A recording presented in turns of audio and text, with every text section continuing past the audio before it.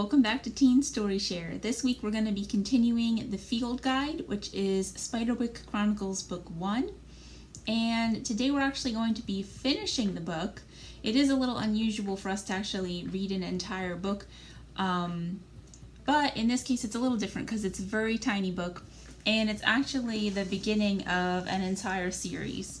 So hopefully you are hooked by the end of this and you want to read the rest of the series. There is also a spin-off series, like I mentioned in the description, beyond the Spiderwick Chronicles. And if you really like this, we do have, like I showed you last time, Arthur Spiderwick's Field Guide to the Fantastical World Around You, which is like a replica of the book that they find in the series. And I'll be showing you a little preview of this book at the end. So we only have one chapter left to go. And then next week we'll be starting a brand new book. And just a quick review for those of you who have been following along. And I'll also have links to the previous chapters down below, of course. Last time the Grace family came downstairs in the morning to discover that the entire kitchen had been trashed. Everyone thinks that Jared did it, and he says it was the boggart, but no one believes him. He also found bits of the boggart's house from the beginning when they broke into the wall and broke apart the boggart's house. So he's considering creating a new house for the boggart. So let's find out. Chapter 7, in which the fate of the mice is discovered.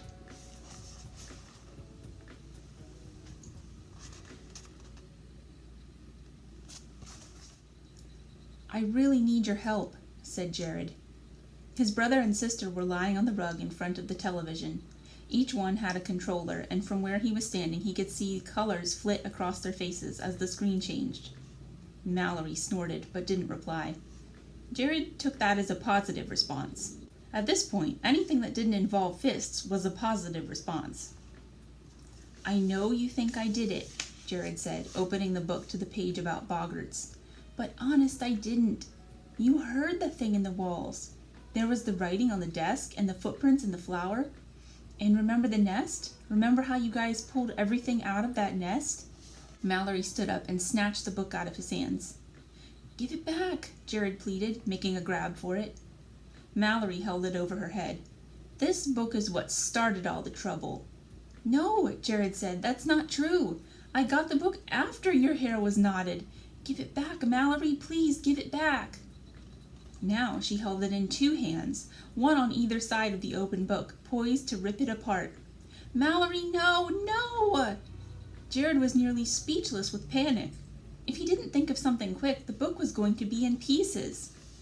Wait, Mal, Simon said, getting up from the floor. Mallory waited. What help did you want, Jared? Jared took a deep breath. I've been thinking that if our messing up the nest is what got it upset, then maybe we could make it a new nest. I took a birdhouse and put some stuff in it. I thought that maybe the boggart was a little bit like us because it's stuck here too. I mean, maybe it doesn't even want to be here. Maybe being here makes it mad. Okay, before I say I believe you, Mallory said, holding the book in a less threatening position. Tell me exactly what you want us to do. I need you guys to work the dumbwaiter, Jared said, so I can bring the house up to the library. I thought it would be safe there. Let's see this house, Mallory said. She and Simon followed Jared into the hall, and he showed it to them. It was made from a wooden birdhouse, large enough for a crow to roost in. Jared had found it among the ones hung up in the attic. Sliding up the back, he showed them how he had arranged everything except the cockroaches neatly inside. On the walls he had taped up the newspaper words and also a few small pictures from magazines. Did you cut up Mom's stuff to make that? Simon asked. Yeah, Jared said and shrugged. You really did a lot of work, Mallory said. So you'll help me? Jared wanted to ask for the book back, but he didn't want to make his sister mad all over again. Mallory looked at Simon and nodded. I want to go first, though, said Simon. Jared hesitated. Sure, he said. Walking quietly past the den where their mother was phoning construction people, they went into the kitchen. Simon hesitated in front of the dumbwaiter. Do you think my mice are alive? Jared didn't know what to say. He thought about the tadpoles frozen in ice. He wanted Simon to help, but didn't want to lie. Simon got down on his knees and climbed into the dumbwaiter. In a few moments, Mallory had wheeled him up inside the wall. Simon gave a small gasp as he started moving, but then they heard nothing, even after the dumbwaiter stopped. You said there was a desk in there, and papers, Mallory said. Yeah? Jared wasn't sure what she was driving at. If she didn't believe him, she could ask Simon when he came back down. Well, they needed to get it in there somehow, and it wasn't little, right? So an adult worked in there. But how did an adult get in there? Jared was puzzled for a moment. Then he understood. A secret door? Mallory nodded. Maybe. The dumbwaiter came back down and Jared got inside, the little house cradled in his lap. Mallory winched him up inside the dark tunnel. The trip was fast, but he was still very, very glad to see the library. Simon was standing in the middle of the room, looking around in awe.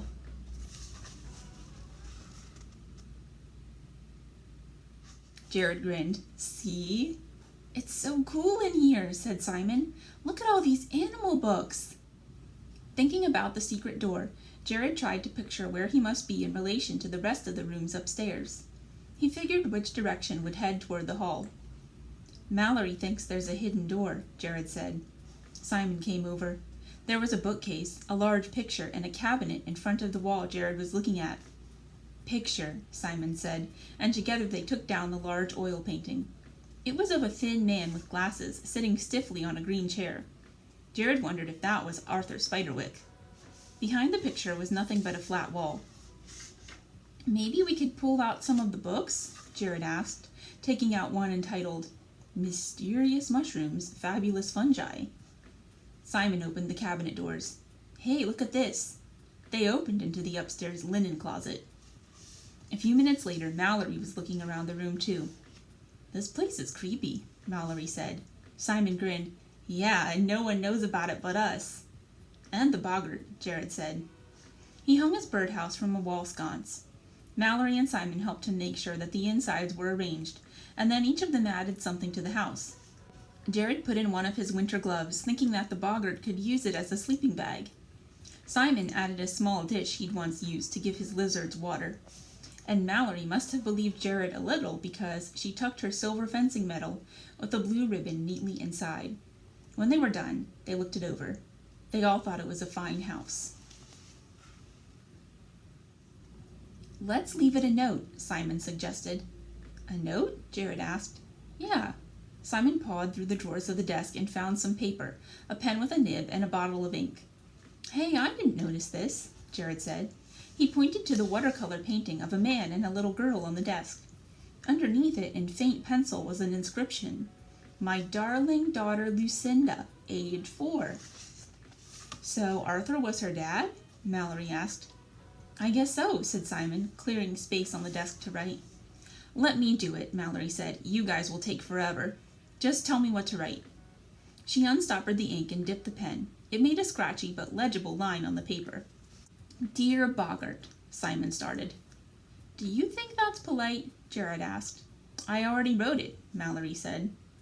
Dear Boggart, Simon said again. We are writing you to say that we are sorry we messed up your first house.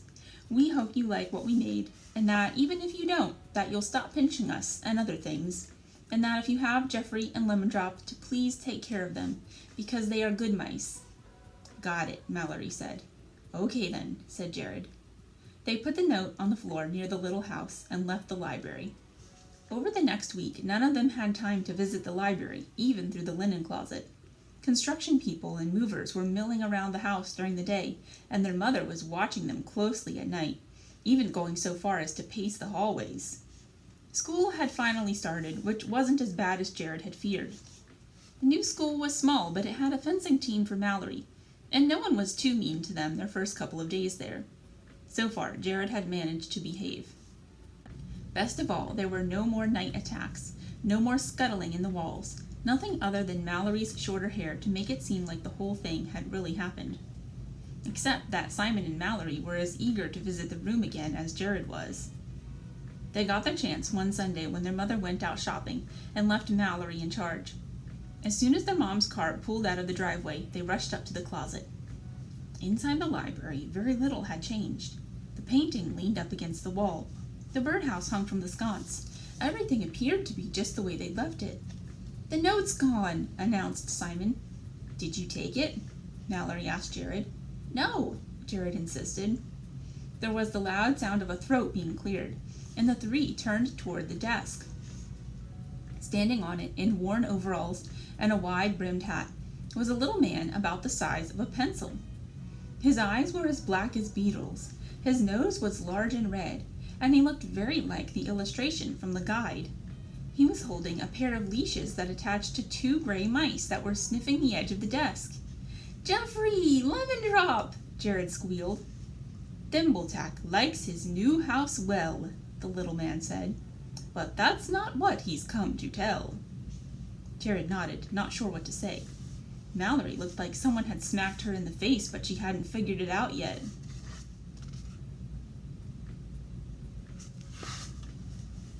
The mannequin went on. "Arthur Spiderwick's book is not for your kind. Too much about Fae for a mortal to find. All who have kept it have come to harm, be it through violence or through charm. Throw the book away, toss it in a fire. If you do not heed, you will draw their ire." "They? Who are they?" Jared asked. But the little man just tipped his cap and jumped off the side of the desk.